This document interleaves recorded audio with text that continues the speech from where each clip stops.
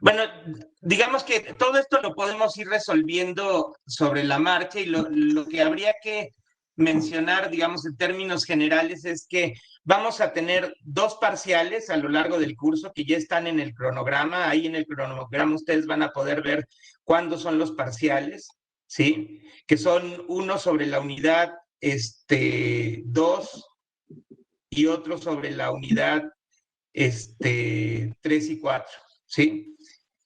La unidad 1 no va a tener examinación, pues no, en realidad son cosas que vamos a discutir y es lo que vamos a empezar a ver hoy, ¿sí?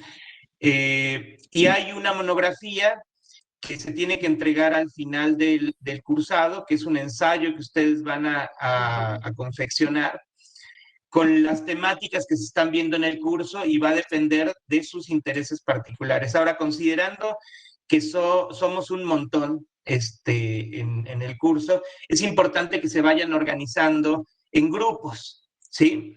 En grupos me refiero a que sean de preferencia mínimo 2 gentes o 5 gentes por grupo para hacer una monografía. Entonces eso váyanlo pensando, pueden ir, digamos, planteándonos al grupo, ahí en el grupo del WhatsApp, las temáticas que van a trabajar y una vez que la definan, ¿sí? Empiezan a trabajar con eso y van a contar con el apoyo nuestro, y van a tener asesorías para la monografía, ¿sí? Entonces, yo digo que esto de las condiciones del cursado lo pueden revisar en lo que se va a publicar en el ABP y en el acceso que les vamos a dar al Drive, y ya si tienen dudas lo resolvemos con detalle a través del grupo de WhatsApp o bien el próximo jueves que nos veamos. No sé si te parece, Cede. Sí, claro. Sí, sí, ahí está, justo me colgué leyendo el mensaje de Sí, Julieta. Sí, ahí sí, vamos están a preguntando sobre el tema de la asistencia y creo que ahí estamos de acuerdo al reglamento. Vamos a, digamos, vamos a solicitar el 80% de asistencia, sobre todo a las cuestiones prácticas, que son lo de los jueves, ¿sí? Eso está en el reglamento y vamos a tomar en cuenta las participaciones. De hecho, nos interesa mucho su participación y eso lo vamos a ir tomando en cuenta para la calificación final. hago un pequeño agregado ahí, Víctor, porque bueno, Sí, todavía no pudieron leer ellos las condiciones de cursado, pero el taller va a tener una modalidad donde los martes va a ser principalmente una exposición teórica, y los jueves va a haber invitados y se va a armar idealmente una parte de debate también. Eso es lo que nosotros exactamente, sí. consideramos parte práctica y es donde vamos a Sí. priorizar aquí la asistencia. Por lo tanto, a modo de síntesis, los martes por reglamento no se va a tomar asistencia y los jueves sí. Exactamente, es así. Bueno, esto de será virtual, aquí les explico yo rápidamente la situación. Yo estoy ahorita en México y por esa razón es que estamos haciendo la clase virtual. Idealmente nos vamos a estar viendo presencialmente una vez que yo pueda regresar a México, que eso va a ocurrir probablemente en una semana o 2 cuando mucho, ¿sí? Entonces, en cuanto yo sepa cuándo regreso a Córdoba, perdón, ¿sí? Yo les aviso y mientras nos estaremos viendo en este link, ¿sí? Los martes y los jueves. Yo pienso que va a ser esta semana y la próxima nada más. Yo espero que no se cuelgue más. Ahora, una cosa que les quiero pedir de favor justamente por este tema de la virtualidad, sí, este tema de la virtualidad es si podemos todos procurar tener la cámara prendida para mejorar la interacción entre todos nosotros. ¿Sí les parece? Entonces, bueno, ya en cuanto yo pueda hacerlo de mi regreso a Córdoba, empezaremos con la presencialidad. Mientras, bueno, tendremos que depender de esta tecnología. Profe, Sí, sí, profe Mariana le habla, ¿cómo está? dale, dale, dale, dale. Cuando ahora terminemos, chicos, del profe termine de presentarse, porque están por todos lados preguntando, levantando la mano. Cuando el profe termine de presentarse, Cere termine de decir las cosas importantes del programa, vamos a habilitar un espacio para las preguntas, ¿sí? Así el profe puede terminar de dar el concepto y nos organizamos con la cursada, que es lo más importante. Dale.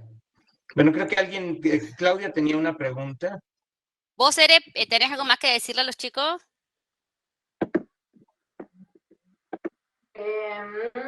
No, creo que eso es todo. En realidad, cuando ellos lean el cronograma es que vamos a saber si algo no les quedó claro, pero podemos avanzar con las preguntas si quieren. Bueno, ¿cómo quieren? ¿Del chat? Primero los que tienen las manos levantadas. Sí, yo creo que resolvemos las cosas rápido que tienen.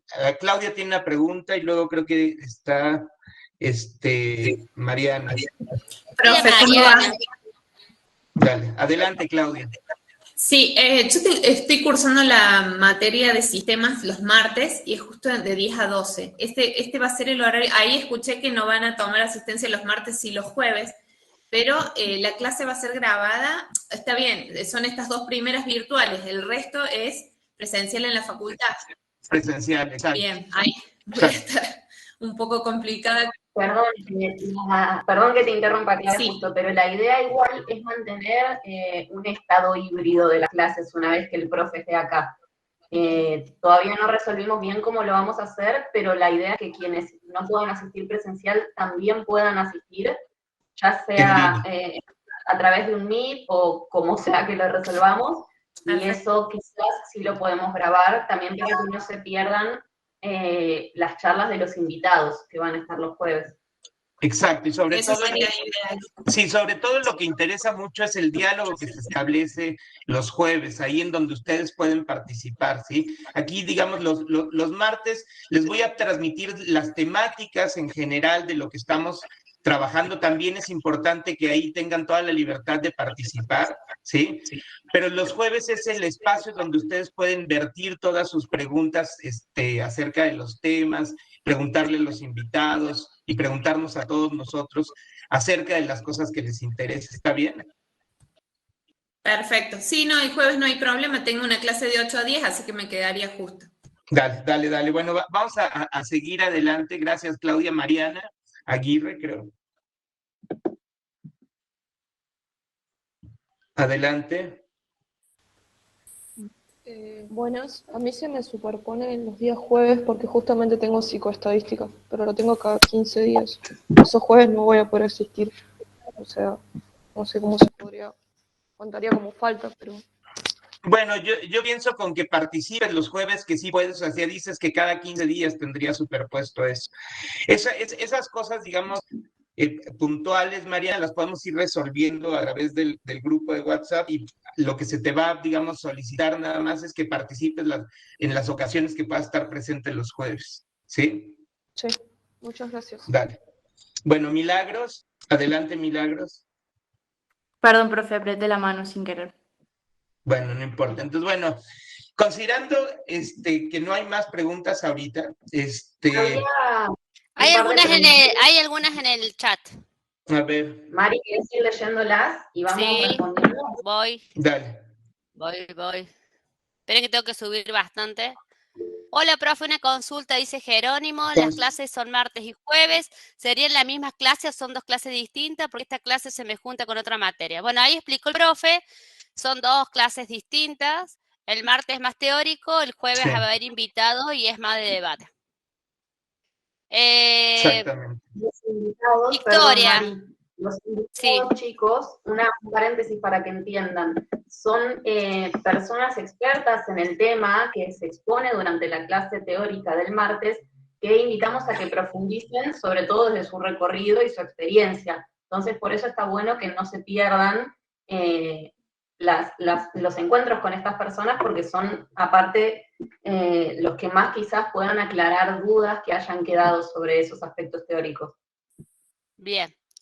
Victoria, profe, ¿se van a grabar las clases? En principio sí, y en principio las clases van a ser modalidad híbrida, así que van a poder estar los que pueden estar presenciales, y los que pueden seguir online. Lo que sí les sugerimos nosotras como alumnas del año pasado, que no tienen desperdicio las clases, o sea que realmente tómense el tiempo de verlas o de participar, sobre todo los días que están los invitados, porque van a aprender un montón de cosas que realmente después los va a conectar con cosas muy valiosas para la profesión. Así que sería muy interesante que que tomen la prioridad de estar o de poder ver las clases. Luciano, ¿en qué horario los jueves? El mismo horario, Luciano, todos los jueves y martes de 10 a 12.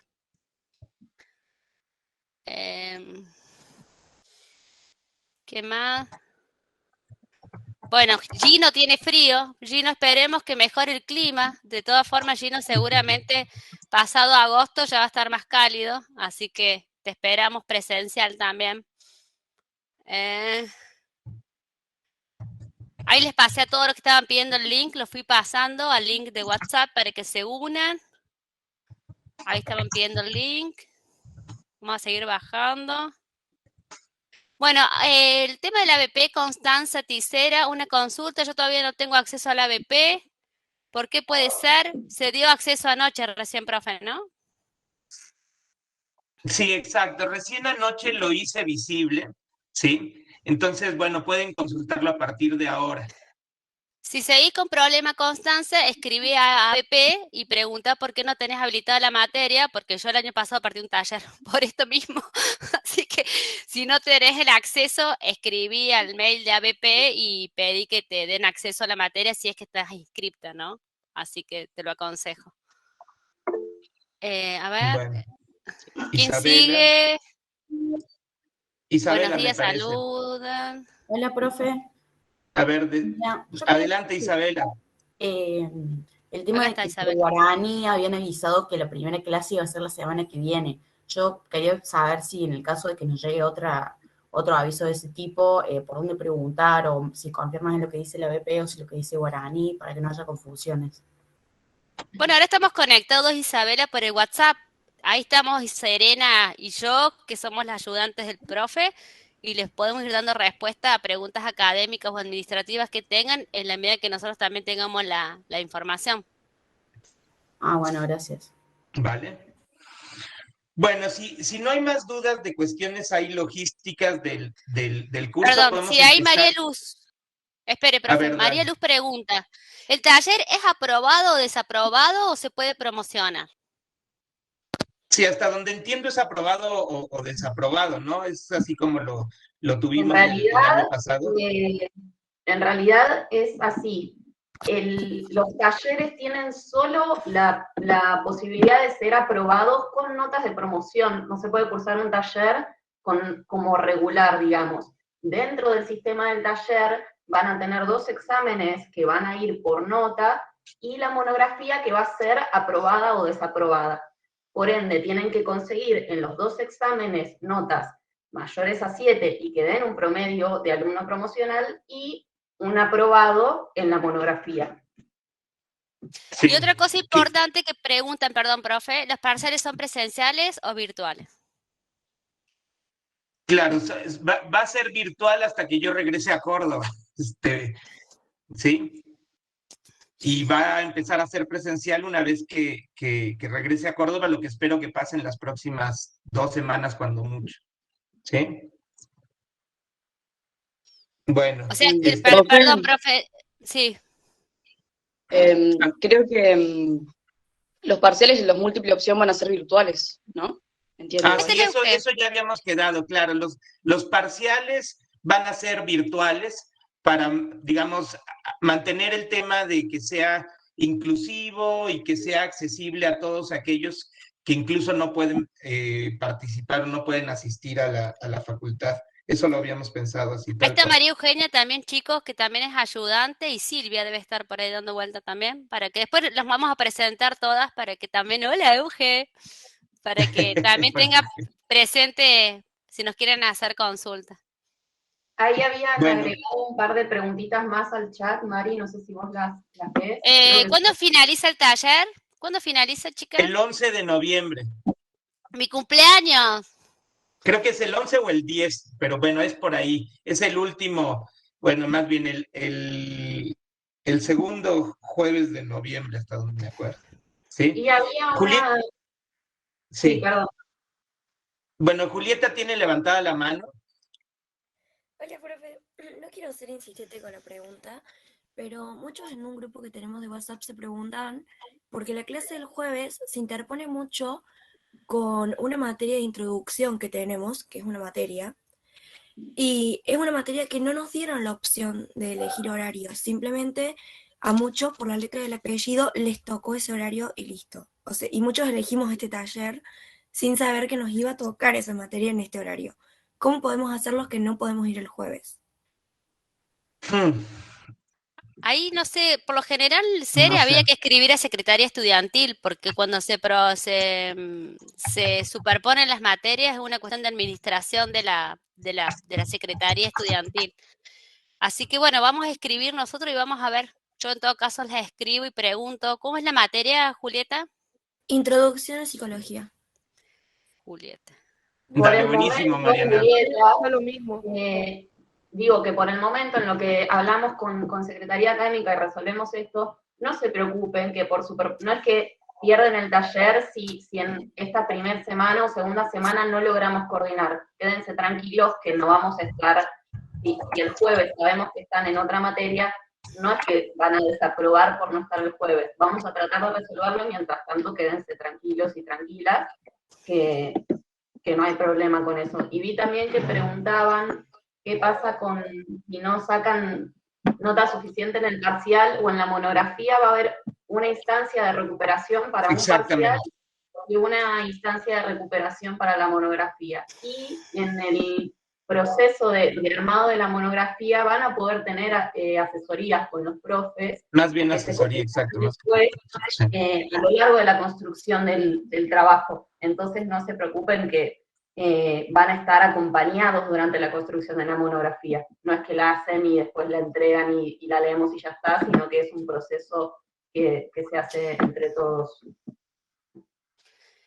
Y, Bueno, profe, ¿va a subir los papers en al ABP. inglés también? Pero en Sí. inglés también. Sí. Eso está bueno que lo aclaremos. El único material obligatorio va a ser el que esté en castellano. Exactamente. Y los que quieran avanzar, porque son muy interesantes las investigaciones que hay en inglés, o pueden usar un traductor, y los que tengan el idioma es aconsejable que los lean también. Y si llega a ser que para la monografía encuentran van a tener acceso ya a una carpeta con toda la bibliografía que se usó para las clases, si para la profundización de su trabajo necesitan o quieren profundizar en algún material que esté en inglés o en alguna investigación, también pregunten en el grupo, que quizás entre los ayudantes podemos coordinar y acompañarlos. La mayoría ya hemos leído los archivos y también la mayoría hablamos inglés.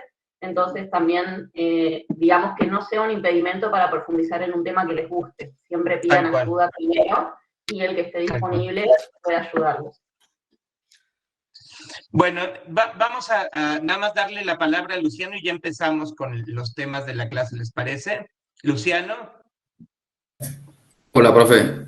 Yo quería saber si cuando suba el tema del cronograma, la ABP y eso, va a subir el material obligatorio en PDF o hay que sacarlo en algún lugar. Sí, de hecho, escúchame, toda la bibliografía, como dice Mariana, ¿sí? Toda la bibliografía va a estar disponible en el ABP, porque esa cabeza entra perfectamente en términos de espacio, ¿sí? Y la única bibliografía obligatoria es la que está en castellano, esa también va a estar marcada como tal, ¿sí? Lo único que no voy a poder subir al ABP, pero les voy a pasar un link a través del ABP y a través del grupo de WhatsApp, es a un drive en donde nosotros tenemos tanto los PowerPoints que se van preparando, como ahí se van a subir también las grabaciones de las clases, Luciano. ¿Está bien?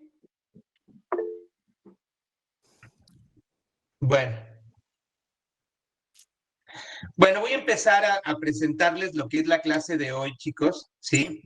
Que le llamamos el antropoceno porque se trata justamente de hablar de dónde estamos parados, ¿sí?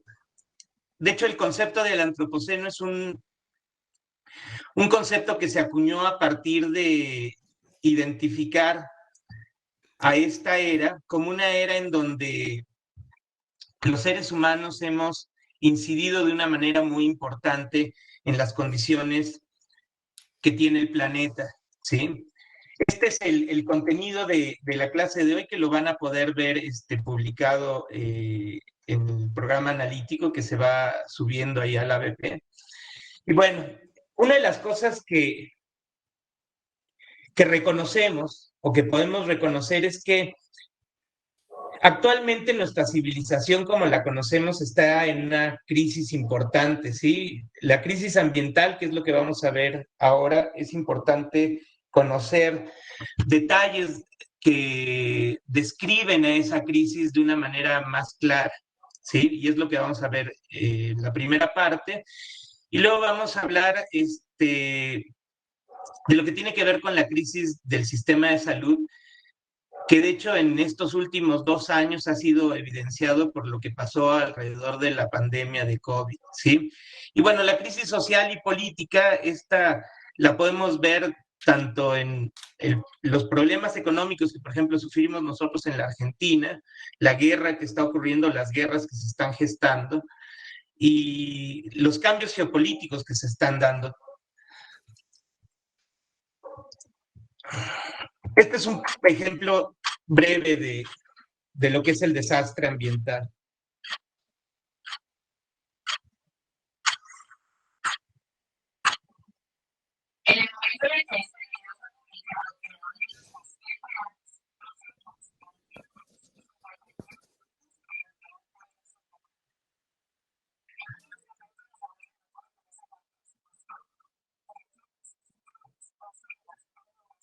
No escucho nada, no sé el resto. ¿No se escucha? No, profe. No, yo Póngale tampoco compartir el escucho. audio. ¿Cómo le hago para, a ver, para? Hay un Ahí voy. tilde abajo, compartir audio. Tilde abajo. A ver, para, voy a dejar de compartir. En este, ¿qué hago? Comparto toda la pantalla.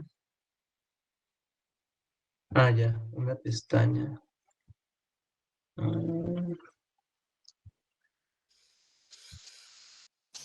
Perdón, ¿eh?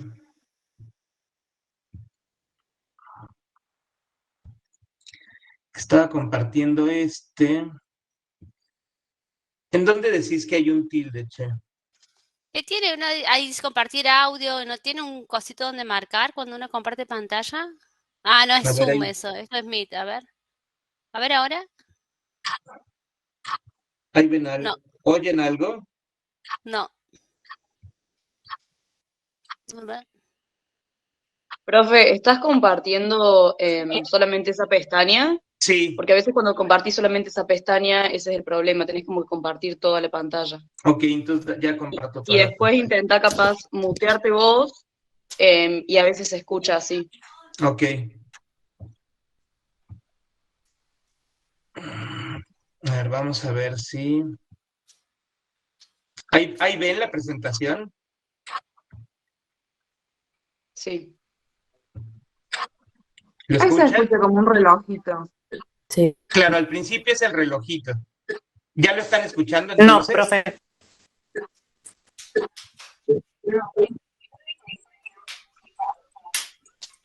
¿No No. se escucha? No.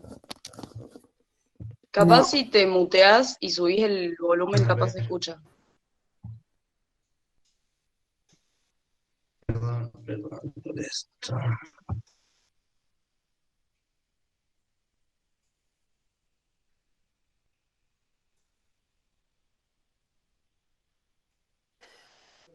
No. A ver.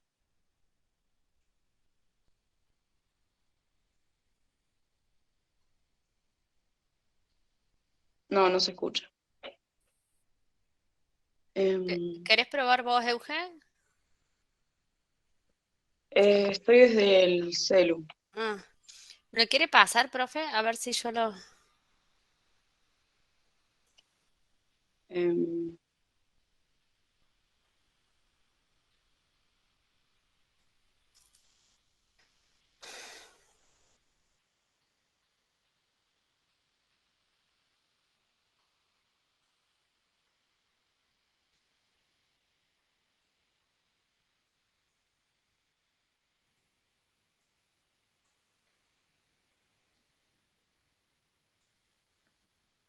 Profe, está muteado. Ahí está, perdón. A ver, ahí lo estoy subiendo a...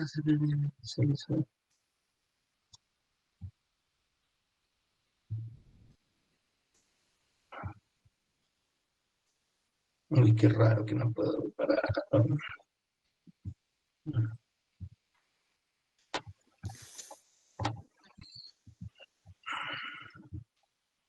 ¿Cómo le hago?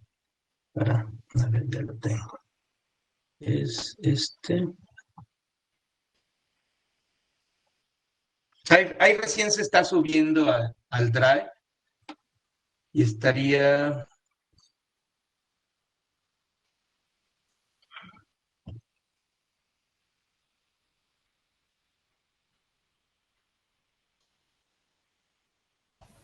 Profe, Sí, dígame. mire, generalmente en Meet, si es que no está cargado el video en internet, por ejemplo, es difícil compartir porque hay que configurar el audio.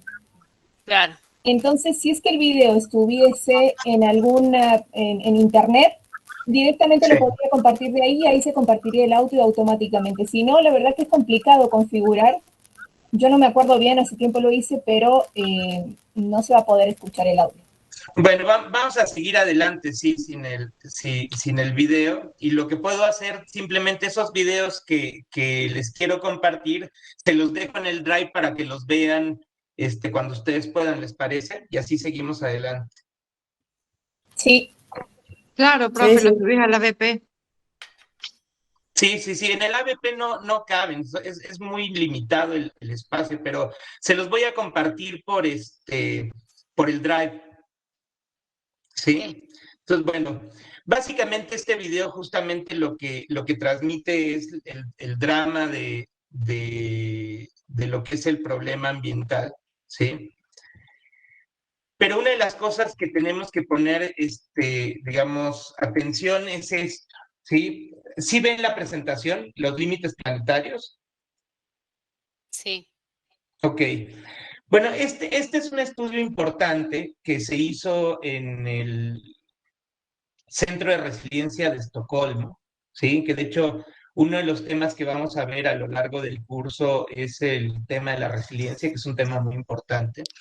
Y aquí estamos hablando de resiliencia planetaria, que es lo que han estado estudiando estos grupos de investigación. Y básicamente lo que les interesa saber es cuáles de las variables planetarias han sido rebasadas, ¿sí? Como verán, aquí tenemos variables como, por ejemplo, el uso de agua fresca, el cambio en el uso de suelo, la integridad de la biosfera, que se refiere justamente a la biodiversidad, cambio climático. Hablan de entidades novedosas que son, algunas de esas no se tienen muy claro, no se han caracterizado adecuadamente. La depresión de la capa de ozono, los aerosoles que tampoco se tienen bien caracterizados, la acidificación de los océanos y lo que serían los flujos de elementos bioquímicos, de nutrientes, ¿sí? Es muy notable aquí cómo los ciclos justamente de nitrógeno y fosfato, que serían estos flujos bioquímicos, ¿sí? Son los que están principalmente alterados, ¿sí? Seguidos por la diversidad genética, ¿sí? Y posteriormente estaría el cambio en el uso de suelo, ¿sí? Perdón, que alguien entró. Esto es importante tenerlo en cuenta porque una de las cosas con las que hemos, digamos, vivido en los últimos años es considerar que el principal problema ambiental es el cambio climático. Y en realidad vemos cómo el problema más grave tiene que ver justamente con los ciclos de nitrógeno y fosfato y la biodiversidad. Y posteriormente ya entraría el problema del cambio, la pérdida de territorio natural, el cambio del uso de suelo y hasta el final el cambio climático, ¿sí? ¿Qué significa esto de los ciclos de nitrógeno y fosfato? Seguramente ustedes estando en Córdoba, han ido a lugares como el dique San Roque o el dique Los Molinos. Y en el dique San Roque, sobre todo, se nota mucho la eutrofización del agua, ¿sí? Esto se nota porque en el cuerpo de agua se forman un montón de cuerpos de algas, ¿sí? Se ve verde, ¿sí? Esto es debido a que los nutrientes, fundamentalmente nitrógeno y fosfato, ¿sí? Se acumulan de una manera importante en el agua y eso alimenta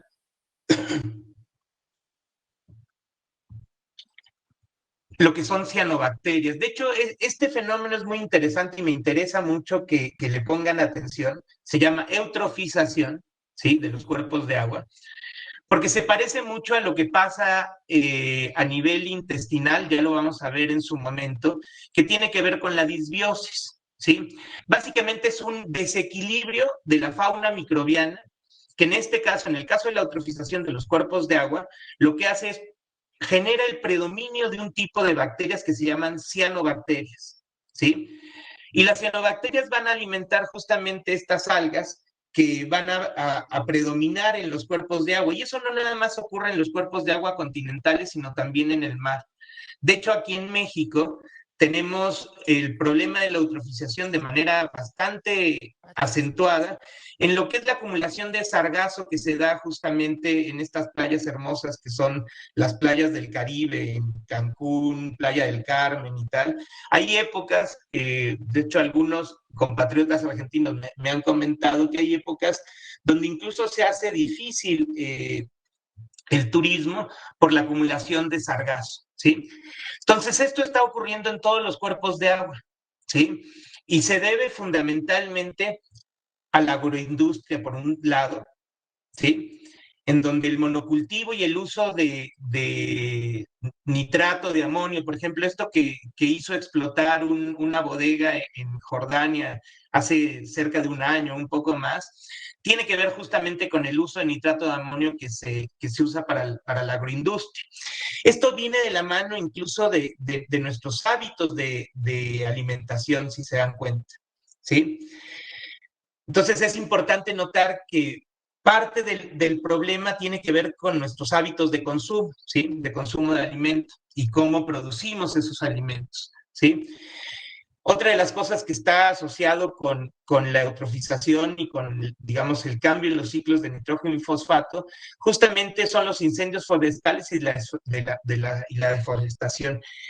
Y finalmente, otra de las cosas que contribuye de manera importante, sobre todo en lugares como en Punilla y el dique San Roque, allá en Córdoba, tiene que ver con la disposición de las heces fecales, tanto humanas como animales, en donde justamente esas heces fecales tienen una cantidad importante de nitrógeno y fosfato y acaban acumulándose en los cuerpos de agua en lugar de ser fijadas por los diferentes cuerpos de plantas que pueden hacer esa fijación de nitrógeno. Ya cuando hablemos con Ramiro Lascano y veamos algunas cosas asociadas con los microbios que nos ayudan a vivir, en este caso en las plantas, veremos un poco más acerca de estos detalles. Pero es importante ver que todo esto tiene que ver con actividad humana, ¿sí? Tanto cómo producimos los alimentos, con cómo disponemos de la tierra, ¿sí? Cómo hacemos uso de la tierra y cómo disponemos de nuestros desechos orgánicos, ¿sí?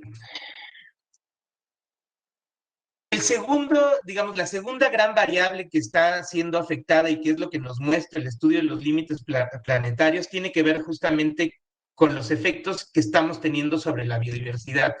Y este hombre, Gerardo Ceballos, es un investigador, colega de aquí del UNAM, donde ahora estoy trabajando, ¿sí? Que está muy enojado. De hecho, si leen estos artículos que él ha publicado, él claramente apunta a una, digamos,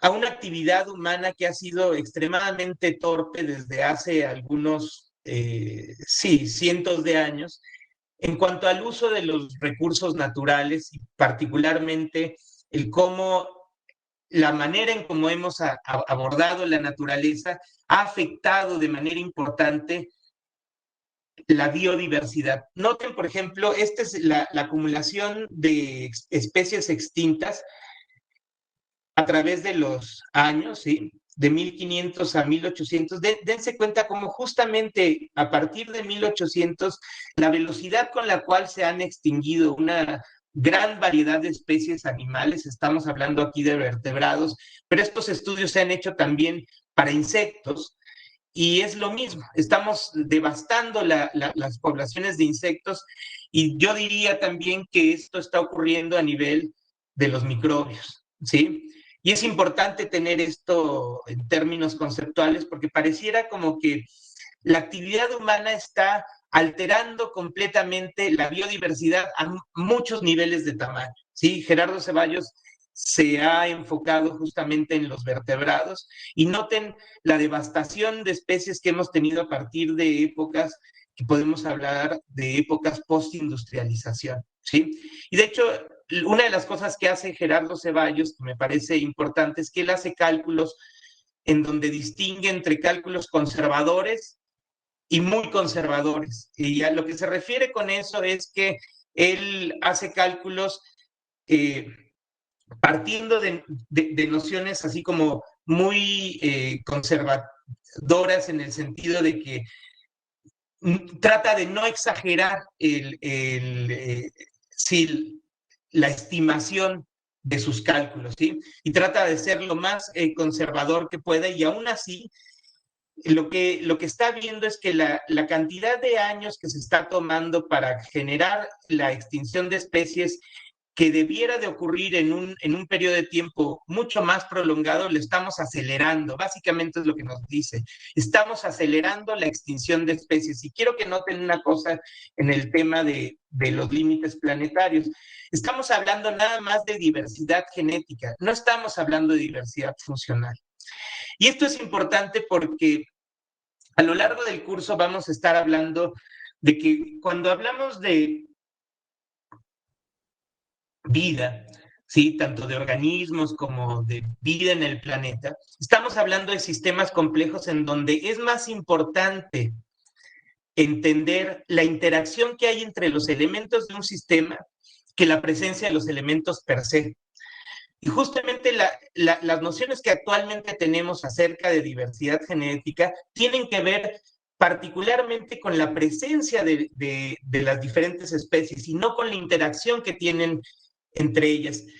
Eso es todavía más alarmante porque no sabemos con certeza qué tanto hemos devastado la diversidad funcional, ¿sí? Lo que sí podemos, digamos, imaginarnos es que de la misma manera que hemos alterado el equilibrio ecosistémico en los cuerpos de agua, causando lo que llamamos eutrofización, eso justamente tiene que ver con una alteración funcional de la diversidad de microorganismos que viven en los cuerpos de agua, propiciando que vivan solamente un tipo de microorganismos que se alimentan principalmente de los nutrientes que están extremadamente altos o con una concentración alta en los cuerpos de agua, ¿sí? Entonces es algo que uno puede imaginarse que está pasando también en el resto de la biodiversidad en el planeta.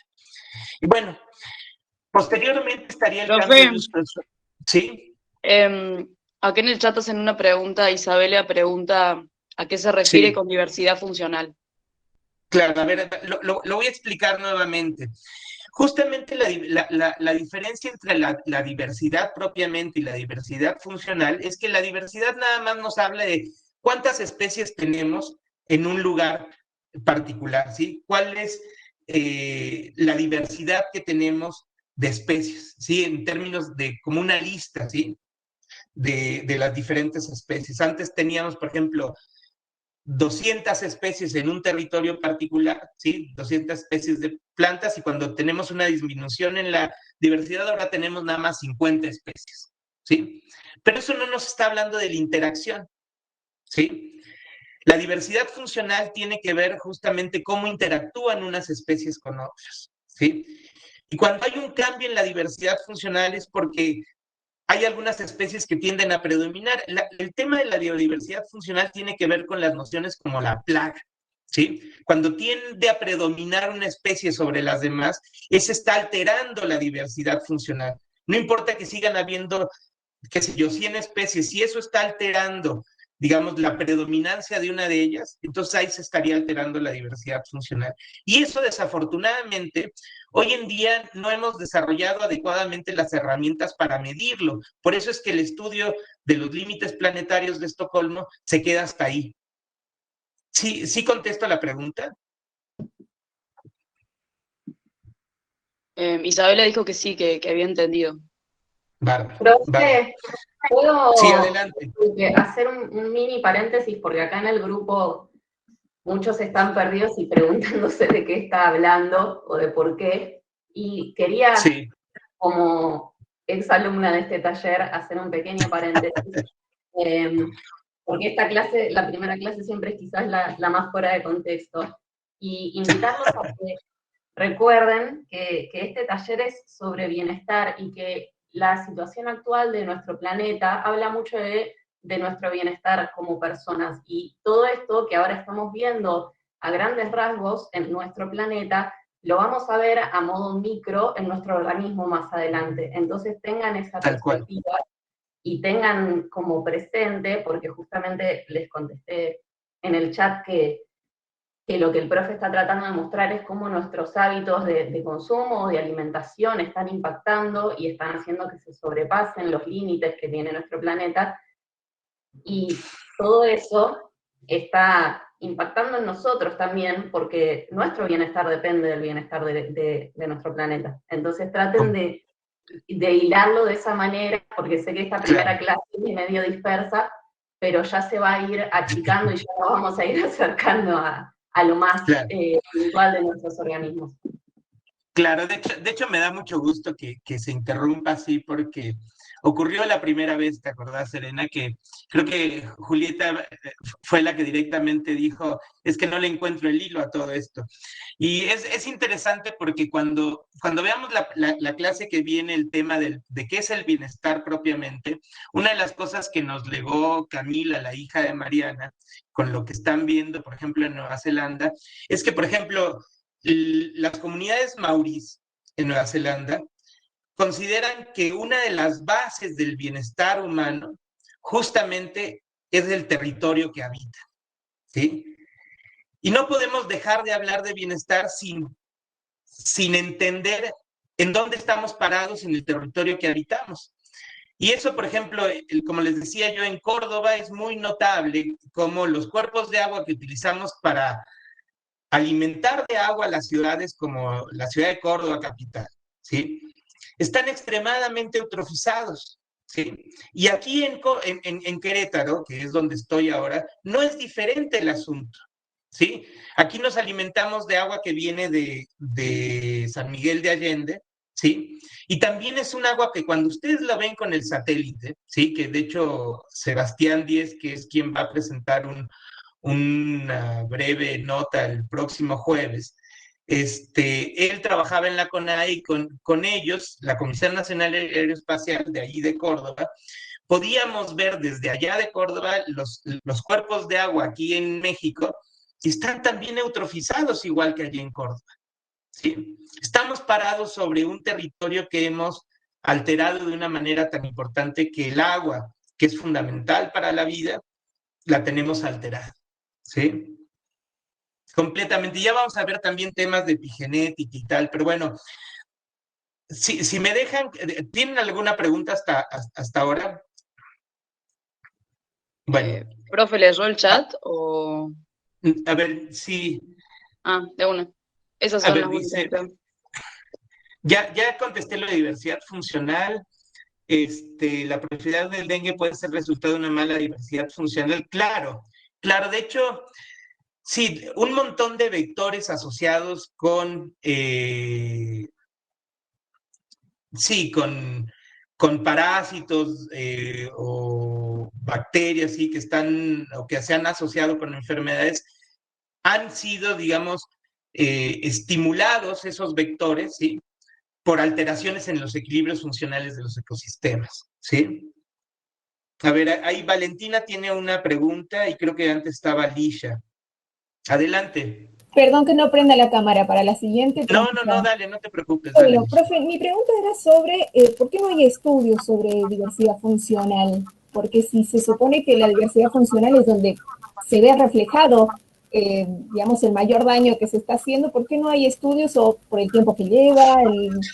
Déjame decirte que es una pregunta hermosa, Alicia, pero refleja mucho, lo que te puedo decir es que el que tengamos poco conocimiento acerca de la diversidad funcional es que refleja mucho lo poco que entendemos acerca de los sistemas complejos, ¿sí?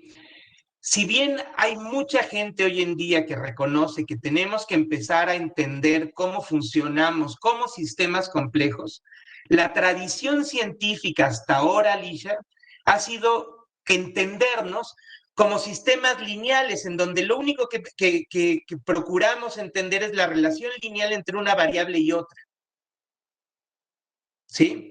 Sí. Por ejemplo, en el caso de las enfermedades, generalmente buscamos un bicho asociado con una enfermedad y generamos un vínculo, una relación lineal. ¿Sí?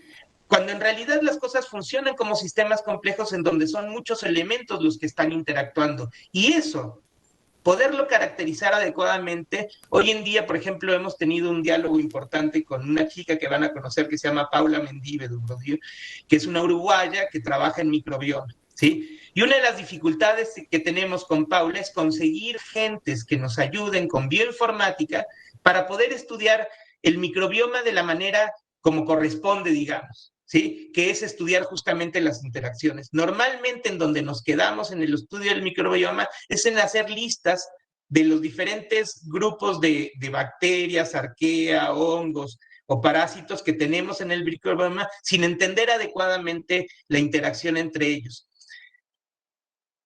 ¿Existen herramientas matemáticas para acceder a eso? Sí, pero sabemos usarlas muy poco, Lisha. ¿Sí? Bien. Claro, implica también algo interdisciplinar incluso, ¿no?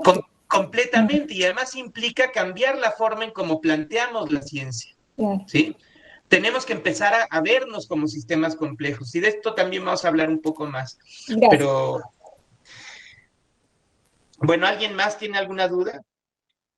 Yo, profe, quería hacerle una consulta. Dale, dale. ¿Podría ser que la especie humana, o sea, nosotros como especie humana en general, podríamos encontrar como una alteración de diversidad funcional? Ya que en sí predominamos en una especie y nuestra especie está, digamos,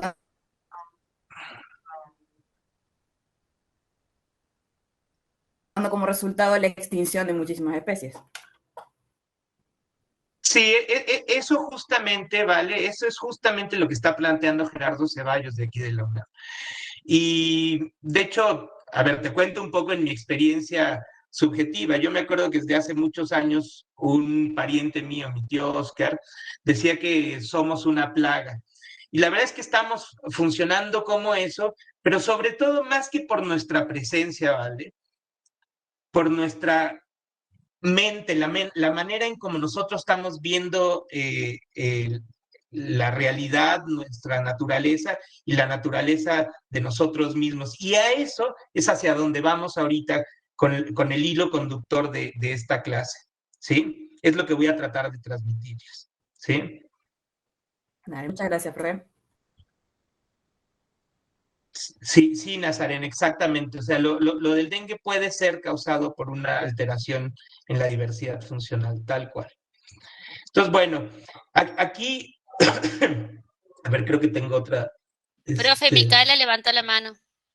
Dale, Micaela, adelante. Hola, profe, buenos días. Quería comentarle que hace unos días leí una noticia que decía que el agua de lluvia en ninguna parte del mundo ya era potable. Uy, eso no sé, pero una de las cosas que me queda claro es que en los ciclos naturales del agua, el agua tiende sí, a purificarse, a mejorarse cuando, digamos, pasa por los sistemas minerales, qué sé yo, las napas y tal. Pero si nosotros contaminamos esos territorios, en el caso de las napas, se va a contaminar el agua. Y en el caso del agua que cae de la lluvia, se va a contaminar por la contaminación atmosférica. Entonces, Desafortunadamente eso puede tener algo de cierto, ¿sí? Eso se lo podemos preguntar directamente a Sebastián, que Sebastián Díez, él está enfocado explícitamente o particularmente en el tema de las afectaciones climáticas, en el caso de las alteraciones atmosféricas, pero puede tener bastante certidumbre eso que leíste, Mica. Entonces, bueno, es la realidad. Estamos ahí viviendo en una situación, la verdad es que bastante precaria desde el punto de vista ambiental. De hecho, aquí lo que les quería transmitir, podríamos decir que estos son mis pagos. Ahí, ese lugar que se llaman los Tuxtlas o la selva de los Tuxtlas, era un lugar que yo solía visitar cuando era muy chiquito. Y cuando era chiquito me acuerdo que era casi impenetrable, era una selva que era difícil de llegar a la playa porque habían caminos muy estrechos y todo era una selva muy, sí, muy densa, ¿sí? Incluso en esas épocas se decía que había jaguares y lo que comíamos como una delicatessen eran estos que le llamamos langostinos, son langostinos de río. Son, sí, a veces pueden ser tan grandes como una langosta de mar, ¿viste? Son bastante grandes. Hoy en día, ni los jaguares, ni los langostinos, ya no hay más langostinos en la zona. Y es impresionante. Vean, esta es una foto que tomé justo el año pasado. Vean la cantidad de espacio, digamos, que antes era ocupado por la selva de los Tuxtla. Ahora han sido, digamos, rebajado a pastizales porque tienen ganado, ¿sí?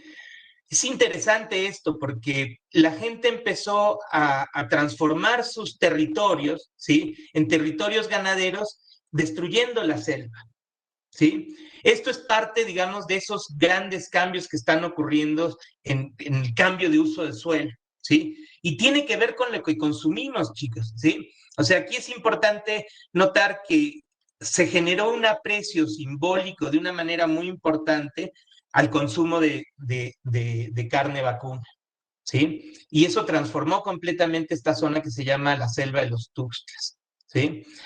Y bueno, el cambio climático, que esto ya estamos un poco más familiarizados, el incremento en las temperaturas globales que sobrepasan mucho lo que uno podría predecir son los ciclos naturales de los cambios en la temperatura y están asociados con lo que hemos vivido en los últimos años, que de hecho es dramático, ¿sí? De grandes incendios. El año pasado, me acuerdo, en Brasil ocurrieron incendios gravísimos. La sequía que estamos viviendo en Sudamérica es importante y el incremento en huracanes y estos eventos devastadores de grandes tormentas, eso se vive mucho más aquí en México y Estados Unidos, ¿sí? Entonces, bueno, y de hecho esto que es lo que más, digamos, notamos, de acuerdo justamente otra vez al estudio de los límites planetarios, sería el cuarto problema, que de hecho, si se dan cuenta, no está todavía en rojo, sino está en amarillo, está en alerta.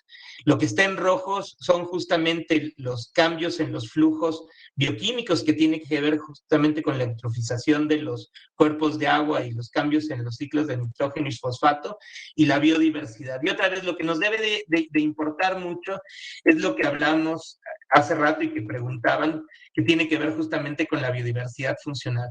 Ahora, aquí hay una persona que yo le tengo mucho respeto y la verdad es que me da mucho, sí, mucho orgullo pensar que una mujer como Sandra haya planteado estas nociones.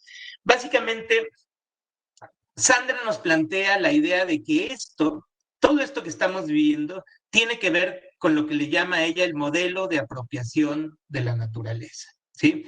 De hecho, este trabajo que va a estar, lo vamos a subir ahí al ABP y va a estar a disposición de ustedes.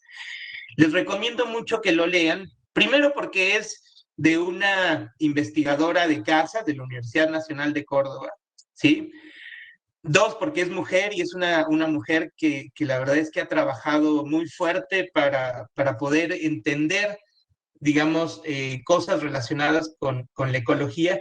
Y este concepto de apropiación de la naturaleza tiene mucho que ver con los intereses de este taller y con los intereses que tenemos nosotros como psicólogos, ¿sí?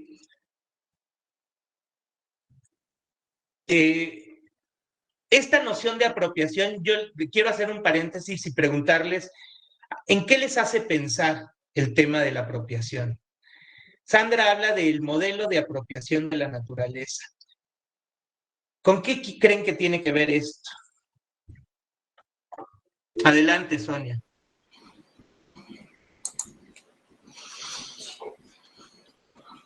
Adelante. Creo que tendría que ver con la forma en que nosotros manejamos o explotamos los recursos naturales, o digamos que sentimos que es nuestro y que lo utilizamos. Exacto. Eso que acabas de decir es como a donde quería yo llegar, ¿sí? El sentir que algo nos pertenece, ¿sí? Es una cuestión mental, ¿se están de acuerdo? De hecho, no nada más nos apropiamos de nuestro territorio, de nuestra casa, del lugar que habitamos, sino incluso nos apropiamos de la gente que convive con nosotros. Nuestra pareja es nuestra, ¿sí? Las cosas son nuestras, ¿sí? Nos pertenecen. Eso tiene que ver incluso con los apegos y tiene que ver con lo que vamos a ir viendo, y esto es un concepto que quiero que vayan estudiando, ¿sí? Que se vayan familiarizando con él, que se llama eudaimonia, ¿sí? Se los voy a escribir ahí en el chat. A ver, ¿alguien más quiere opinar? Está Lisha. Adelante, Lisha. Sí, yo quería decir que me parece que depende de cómo utilicemos también, ¿no? El concepto no tiene por qué ser un concepto o una forma que tenga que ver con lo malo, porque también podemos apropiarnos, pero de una manera en la que cuidemos, en la que valoremos, en la que pensemos. Entonces, depende cómo usemos el término, ¿no? Eso quería comentar. Sí, curiosamente, a ver, lo que dices es muy importante, Lisha. En realidad tendríamos como de construir los conceptos que utilizamos. Cuando el concepto lo utilizamos justamente para apropiarnos de algo y, digamos, no dejarlo ser, es así como lo transmite algunas de las filosofías budistas, ¿viste? Es muy diferente agarrar una cosa y sostenerla y no dejarla ser, a apreciarla, ¿sí? Y a dejarla ser, ¿sí? Me parece que, por ejemplo, uno de los conceptos que se manejaban en los pueblos originarios era ser parte del territorio. De hecho, esto lo hemos, digamos, dialogado un poco con Serena, que es muy diferente, digamos, ser parte de un territorio y comprenderlo, entenderlo, propiciar que sea el territorio lo que es y que florezca, ¿sí? A apropiarse de él y que sea lo que nosotros pensamos que tiene que ser. ¿Sí? Que lo transformemos de acuerdo a lo que nosotros creemos que debiera de ser, ¿sí? De hecho, una de esas cosas pasa de manera muy contundente en lugares, por ejemplo, alrededor de, se llama Villa General Belgrano y allí en la Cumbrecita. No sé si se han dado cuenta que esos territorios los transformaron para convertirlos en algo semejante a la Selva Negra alemana, ¿sí? Es una cosa de locos. ¿Sí? En lugar de comprender el territorio, ¿sí? Se apropiaron de él y lo transformaron en algo que ellos añoraban, que eran sus tierras, sus pagos, ¿no? Ahí van, digamos, los conceptos que podemos cambiar. Claudia, ¿tienes una pregunta? Sí, en realidad es una acotación, porque, por ejemplo, yo vivo en Córdoba, en Mendiolaza. Me parece que toda la problemática es multifactorial, en realidad, al margen de la apropiación.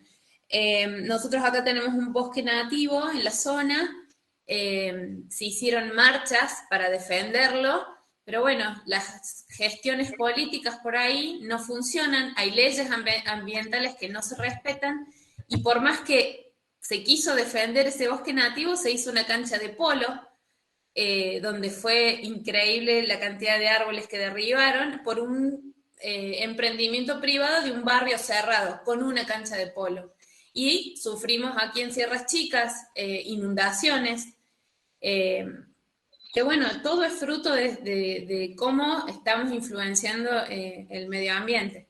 Entonces, por ahí escapa un poco también a lo que uno quiere hacer, sino por cuestiones políticas también, políticas que no funcionan. Llámese corrupción, un montón de cosas que hacen que esas leyes que están ahí no se respeten. Claro, claro. Que de todos modos, bueno, sí, el tema de esas leyes es que tienden a privilegiar la propiedad privada. Por ejemplo, hay un caso que a mí se me hace muy icónico, que es en Bamba, es una de las estaciones del tren que va a Punilla.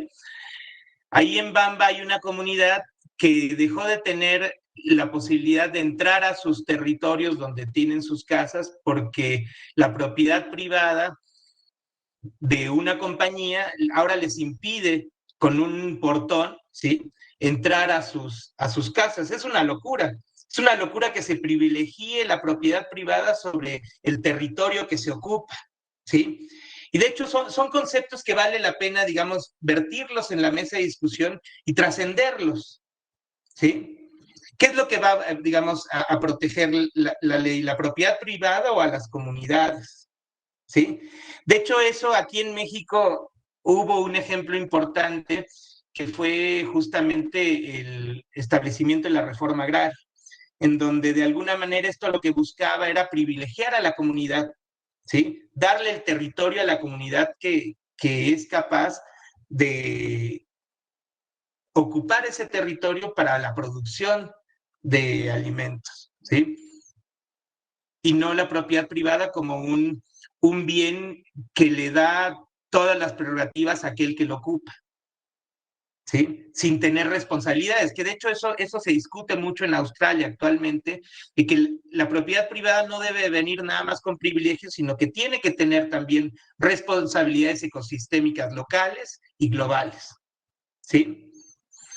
A ver, Licia. Sí, perdón, quería comentar que me parece interesante el término, ¿no? Apropiación, porque, por ejemplo, yo trabajo con el término apropiación social del conocimiento, que en el ámbito de la ciencia, tecnología y sociedad es un concepto que se trabaja como algo positivo en cierta forma. Pensemos, por ejemplo, el caso de las madres de Ituzaingó, en Córdoba. ¿Usted conoce ese caso, profe? No, no lo conozco. Bueno, es el caso de un grupo de madres que el año 2001 empezó con una serie de reclamos porque en el barrio fumigaban con glifosato. ¿Sí? Y entonces empezaron a aparecer una serie de casos de personas que tenían cáncer y otra serie de enfermedades. Ahí podríamos pensar en la apropiación del territorio por parte de estos, digamos, agropecuarios que decidieron trabajar con cierto tipo de tecnología sin pensar, ¿no?, en lo que estaban las personas que estaban viviendo alrededor. Pero también podemos pensar, que me gusta pensarlo así, como la apropiación social de parte de las madres, que no habían estudios sobre que específicamente esos agrotóxicos estaban enfermando a estas personas, pero sí habían estudios en otros lugares y en otros espacios sobre los efectos del glifosato, ¿sí? Entonces, además de la ayuda de otros científicos que trabajaron con este grupo de madres, se apropiaron socialmente de esos conocimientos para hacer los reclamos ante la justicia, después de, por supuesto, muchísimos años, de lo que estaba sucediendo. Entonces, a lo que voy es que podemos ver de diferentes lugares el concepto de la apropiación, ¿no? Lo que decía, la apropiación por estos agropecuarios y la apropiación social de parte de las madres de Ituzaingó. Sí, es interesante, y lo único que, digamos, que quisiera apuntar a lo que acabas de decir, Licia, es que también cambia mucho cuando la apropiación es de un individuo o una organización a cuando la apropiación es de un grupo humano o una comunidad, ¿no? Sí.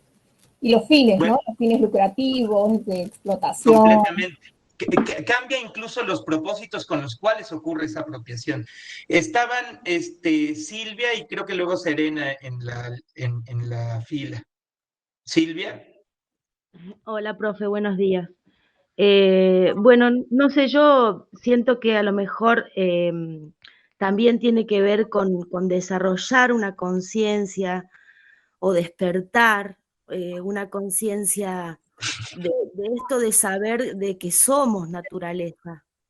Entonces, a Claro, partir de entender que la naturaleza está dentro mío, porque soy agua, soy tierra, completamente, soy completamente, fuego, y quizás completamente. eh, esto de empezar desde los que tenemos más cercanos, ¿no? Qué sé yo, nuestros hijos o nosotros mismos, empezar por ahí a educar, no sé si sería la palabra educar o recordar esta conciencia sagrada de la vida, para que a partir de ahí podamos apropiarnos y podernos manejar de otra manera con la madre. Completamente, completamente de acuerdo y me parece que has vertido algunos conceptos que vale la pena recuperarlos o rescatarlos, ¿sí? Como lo sagrado de la tierra, lo sagrado del agua, lo sagrado de todo aquello que está asociado con la vida, porque viene de la mano del respeto. Y cuando le quitamos esa parte, cuando le quitamos lo sagrado, viene de la mano también de dejar de respetarlo. Y eso ha sido gravísimo, ¿sí? Esa parte de la apropiación sin respeto justamente ha sido parte de los motores, pero dense cuenta cómo esto tiene que ver con los intereses nuestros como psicólogos, ¿sí? Porque viene de la mano de los conceptos con los cuales estamos viendo, percibiendo la realidad y con la cual lo creamos, ¿sí? Adelante, Constanza. Gracias, profe. Hola, buen día, profe. Sí, yo estaba pensando lo que decía Lisa, creo que se llamaba Lisa, y me pasa que por ahí yo siento que apropiarse de un concepto puede llegar a estar, o sea, sí es como positivo, pero cuando nos estamos apropiando de lo que es seres vivos o una comunidad, como decía usted, no sé si le puedo llegar a encontrar como algo positivo, porque siento que es como que nos sentimos hasta, no sé si superiores, que hay personas que se sienten superiores, que pueden apropiarse de lo que quieren, y me cuesta ver como algo positivo de eso. Claro. Sí, yo lo que decía, Constanza, o sea, tienes toda la razón, o sea, una cosa es apropiarse de la comunidad, o sea, sentirse que uno es dueño de esa comunidad o una organización es dueña de esa comunidad, tiene, digamos, viene de la mano con lo que estamos discutiendo, que genera, es el motor, digamos, de la destrucción de los territorios y la destrucción de las comunidades, pero es diferente, lo que yo trataba de decir es que es diferente si una comunidad es la que se apropia, ¿sí? O sea, cambia, si estamos hablando de un individuo, una corporación, a decir es la comunidad la que es la dueña del territorio. Ahora, es importante que la apropiación, ¿sí? Como sugieren en Australia, venga de la mano de responsabilidades, porque tal y como están las leyes escritas actualmente, la apropiación o la propiedad privada nada más viene de la mano de derechos, de privilegios. Es lo que dice, digamos, uno de los estudios australianos que analiza este tema, ¿sí? Entonces, una de las cosas que debemos de empezar a considerar como para cambiar el chip, y de hecho lo siguiente que vamos a ver justamente busca como estimular este cambio de conciencia, como decían recién. En ese cambio de chip tenemos por un lado que recuperar el respeto que se necesita o que necesita tener tanto el territorio como los elementos que le constituyen tanto el agua como los seres vivos, ¿sí? Pero también tiene que venir de la mano de responsabilidades, ¿sí? De las responsabilidades que debemos de tener nosotros, que actualmente no las tenemos, de la misma manera que tenemos poca capacidad para analizar la diversidad funcional, tenemos poca capacidad para asumir las responsabilidades que tenemos al ocupar un territorio. Sí. ¿Sí? Bueno, ahí está levantada la mano de Sonia. Hola, profe. Eso que estaba diciendo, sí, eso que estaba diciendo hoy sobre el tema del perder el respeto hacia la naturaleza o hacia aquellas cosas, Me recordó un poquito ese experimento del que se habla mucho, ese experimento alemán que se hizo de personas que eran, por un lado, un grupo de presos y el otro grupo de carceleros, que creo que incluso hay una película sobre eso, en donde al principio todos estaban bien, eran amigos, pero de a poco los que hacían de carceleros, que tenían más poder, empezaban a abusar de ese poder y a faltar, digamos, al respeto a los que eran, los que tenían el rol de presos. Entonces es como que cuando te daban la pauta de que cuando el ser humano tiene poder, lastimosamente, a veces abusa de ese poder, entonces como piensa que tiene más fuerza, ejerce esa fuerza de forma, ¿cómo que se llama? Sin ponerle un límite, ya como que se siente poderoso y dice, todo esto es mío, y empieza a utilizarlo solamente a su conveniencia, va perdiendo empatía.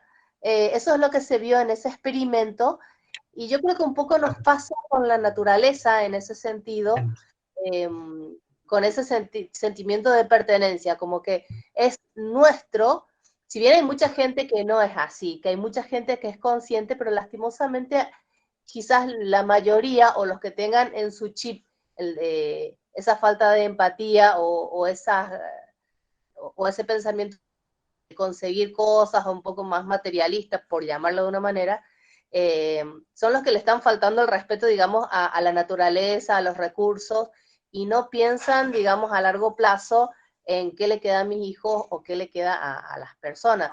Pero a mí me llamó la atención eso, el tema del experimento, esto cómo tiene que ver un poquito con la forma en que nosotros tratamos a la naturaleza, y creo que eso digamos, es lo que tiene que ver con nuestro rol como psicólogos, con todo esto. Completamente. Digamos, un poco parafraseando lo que acabas de decir, lo que me gustaría a mí, digamos, como sintetizarlo, es que la forma en como nosotros nos concebimos en relación a lo que está afuera determina justamente cómo nos comportamos, ¿sí? Es impresionante, ¿sí? Y así es, hacia allá vamos con lo de la clase, ¿sí? Adelante, Isabela. Hola, profe, yo quería acotar una cosa sobre lo que acaba de decir Sonia, y es que me parece importante remarcar la característica, digamos, sistémica de las organizaciones, por así decirlo, los grupos sociales que ejercen estos crímenes, por decirlo de alguna forma, contra la naturaleza, porque no es lo mismo cualquiera de nosotros en nuestra capacidad individual como, no sé, clase media-baja, por decirlo de una forma, que nada, que el sistema de poder que se sostiene hace varias generaciones, tipo que, no sé, como que no me parece muy correcto ponerle un énfasis individual, sobre todo porque el sistema impulsa, digamos, incentiva este pensamiento consumista enfocado en la productividad. Claro, claro, tú lo que dices es que no es un problema del individuo, sino es un problema común, es un problema de la cultura, y tienes razón, me parece. ¿Sí? Adelante, Euge y Cere. Hola. Nada, yo en este debate de que se armó medio de la apropiación y todo eso, como que veía los dos lados. Un lado es como apropiarse, siento que este lado positivo de la apropiación viene más del lado de ser parte, digamos, es como una consideración distinta a la que se hace, o sea, ser parte de la naturaleza, ser parte de una comunidad, y no tanto apropiarlo desde el lado de es mío, desde este concepto que tenemos desde este otro apropiarse, digamos. Y en relación a lo que decía Isabela recién, quería decir que capaz, o sea, justamente esta división entre tanto lo individual y lo colectivo por ahí, a mí me gusta entenderlo como que nos compete a todos, tanto a nivel individual como a nivel colectivo, nada más que no de igual manera, o sea, no tenemos nosotros la misma responsabilidad que alguien que tiene mucho más poder, pero de todas formas nuestros hábitos de consumo sí repercuten, sí son parte del contexto, la realidad que estamos creando, la naturaleza circundante y los efectos que eso tiene. Como que somos parte de esa diversidad funcional de la que estábamos hablando, y no de la misma manera que el sistema o los que están en cargos más altos capaz del sistema pueden afectarlo, pero sí, digamos, hay parte de nuestros hábitos de consumo que sí afectan, que sí son parte, digamos. Claro, lo único que tengo que apuntar, perdón, Cere, ya te doy la palabra, es que en este tema del que hablas, Euge, de los hábitos de consumo, estamos hablando de los motores motivacionales de nuestra conducta, ¿sí? Y es tanto lo que consumimos como aquello de lo que necesitamos apropiarnos para generar esta felicidad eudaimónica, estas cuestiones simbólicas que nos hacen sentirnos satisfechos de la vida que estamos viviendo. Ya lo vamos a ver con más detalle, pero vienen de la mano, porque incluso aquellas cosas que consumimos tienen ese elemento eudaimónico simbólico. ¿Sí? Adelante, Cere. En realidad iba a decir exactamente lo que dijo Euge, pero también quería sumar a esto respecto a lo de la gente con más poder o la gente que en nuestro imaginario creemos que en realidad son los que tienen más responsabilidad en el mundo porque pareciera que pueden hacer lo que quieren, pero, y traigo de nuevo lo que dijo Euge, todo eso que existe porque hay una sociedad que lo sostiene, y existe porque hay individuos que sostienen eso. Entonces, si individualmente no se cambia lo que aceptamos como conducta por parte de esa gente más poderosa o de esas organizaciones, nunca va a haber un cambio. Y realmente son muchísimas cuestiones a nivel individual que impactan en el ambiente.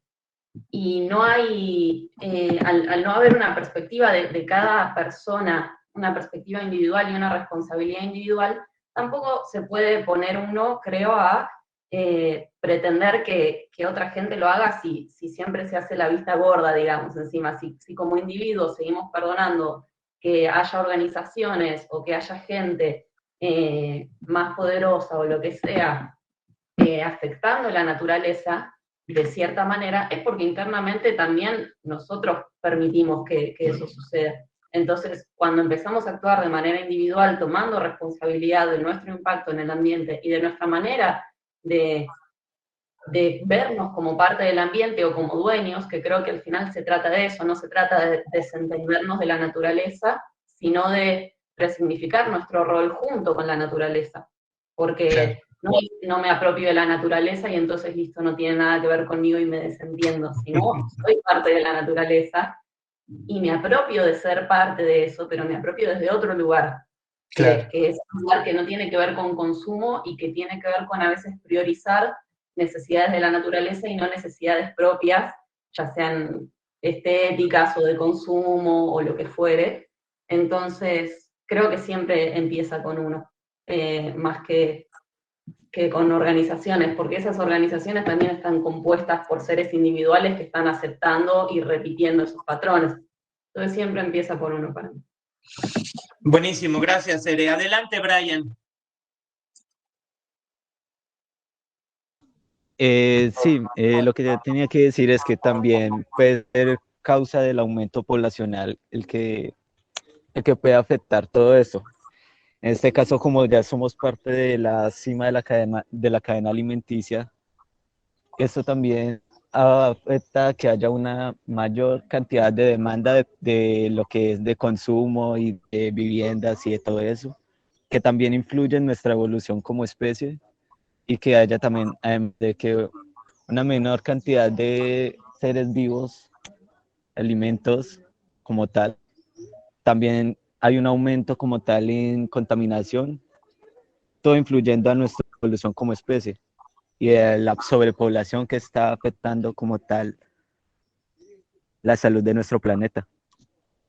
Claro que este tema de la sobrepoblación se hace mucho más grave, Brian, cuando cada individuo, digamos, ejerce una influencia a través del consumo y de la apropiación de una manera cada vez más grande, ¿sí? Si nosotros fuésemos un poco más estoicos o ascetas, ¿sí? El efecto que tendríamos sobre el ambiente sería menor, ¿sí? Y ahí viene un poco de la mano esto de empezar a considerar los cambios individuales que podemos hacer, como dice Cere, ¿sí? Para contribuir a una, digamos, a una proyección más viable en términos planetarios, ¿sí? Gracias, Brian. Adelante, María Delfina. Bien, volviendo a lo que decía Cere y las chicas, considero de que por ahí esto de nos desligamos de nuestra responsabilidad individual porque muchas veces creemos que los que tienen el mayor poder son aquellos que mueven el mayor capital, tienen las mayores generaciones, y considero que no es así, porque cada uno desde su aporte va logrando un gran cambio y por ahí muchas veces se habla del cambio climático, que hay que preservar más la naturaleza, pero no se habla de acciones concretas. Entonces, de cierta forma, nos desligamos de una responsabilidad que la tendríamos que asumir todos porque es algo que nos incluye. Por ahí somos muy espectadores y creo que muchas veces optamos por la desinformación que hay por conveniencia propia también. Claro, claro, de hecho justamente eso es lo que vamos a ver inmediatamente. Vamos a darle cabida a Isabela que haga el comentario y seguimos con lo que sigue, porque si no ya no nos va a dar tiempo. ¿Les parece? Bueno, yo una acotación final a ese tema que venimos hablando justo ahora, y es que yo no hablaba de desligarse de la responsabilidad individual, como decir, bueno, yo me desligo y no tengo nada que ver, no tengo forma de influir, digamos, en el tema de la contaminación, sino que por ahí, no sé, una persona promedio que trabaja entre 8 y 10 horas al día, por ahí no tiene la misma capacidad de ponerse a pensar. O sea, si no podés comer, ¿cómo vas a poder ponerte a pensar en el planeta como en el consumo sustentable, por ejemplo, cuando tus necesidades básicas te limitan a lo que tenés enfrente, a poder comer hoy, digamos? Entonces, por eso digo que no es el mismo tipo de responsabilidad de las grandes corporaciones, que por ahí una empresa tiene la misma huella de carbono que la vida de 1 millón de personas a lo largo de varios años. Por eso. Claro, hay más responsabilidad en todos estos emprendimientos masivos, ¿no? Estoy de acuerdo. Bueno, justamente esto que acaba de decir María Delfina, del hecho de que la manera en como nosotros, sí, percibimos y como concebimos esta realidad está teniendo un impacto importante porque crea la realidad también que estamos viviendo. Bueno, esto proviene de nociones que vienen de la física cuántica. Y aquí lo que no sé si se va a ver este video, y si no se los voy a dejar. No lo están escuchando, ¿verdad? No, se escucha con mucho eco. No, profe. Bueno, básicamente este es el experimento de la doble rendija que se los voy a dejar ahí en el ABP. Pero una de las cosas que nos muestra el experimento de la doble rendija, ¿sí?, es que las partículas, tanto los electrones como los fotones, ¿sí?, pueden comportarse como partículas o como ondas. Es la noción esta de la dualidad onda-partícula. Lo interesante de este experimento es que nos lega la noción de que cuando nosotros observamos por dónde pasa el electrón o el fotón, ¿sí?, la partícula tiende a comportarse como partícula y no como onda, ¿sí? Y bueno, esto tiene un montón de implicaciones en cuanto al papel que juega el observador en lo que se está observando, ¿sí? De hecho, hay todas unas nociones en física que tienen que ver con lo que al final, digamos, se convirtió en el statement de Copenhague, en donde básicamente reconocían que lo que podemos nosotros describir es la realidad que nosotros percibimos, ¿sí? O la realidad que percibe la mente, que al final es la mente la que está siendo la responsable de crear esa realidad. Yo les, digamos, los invito a que lo vean, ¿sí?, que lo revisen con detalle este experimento y les cuento un poco más. Adelante, a ver, hay una pregunta.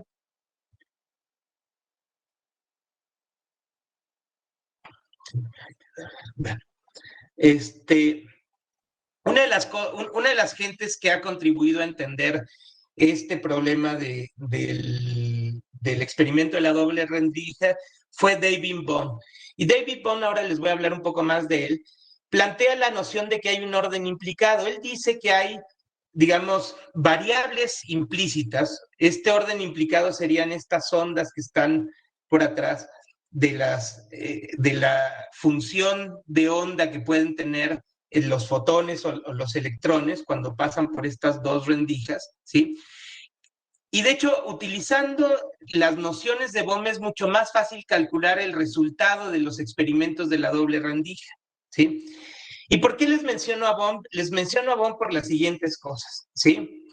Una de las primeras, digamos, nociones que me interesa transmitirles de Bohm es que Bohm fue de aquellos investigadores que se atrevió a empezar a opinar acerca de cosas como política, filosofía y cultura, sin necesariamente ser un investigador consagrado, ¿sí? Generalmente en ciencia y en la academia, solamente se le permite a los investigadores consagrados convertirse en una autoridad y generar nuevas interpretaciones de experimentos clásicos, pero David Bohm era un rebelde y se atrevió a hacer estas cosas a pesar de no ser considerado todavía un investigador consagrado.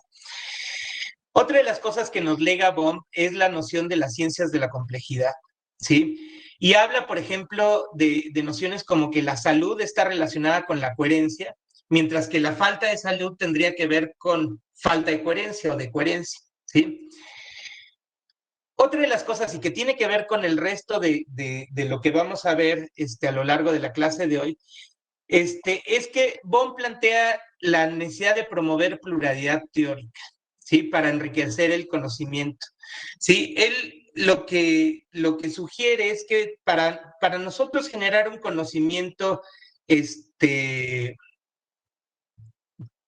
realmente contribuya, necesitamos darle la oportunidad a las diferentes voces a que opinen, ¿sí? Aun cuando sean perspectivas diferentes. Y eso es lo que hoy en día justamente nos falta, ¿sí?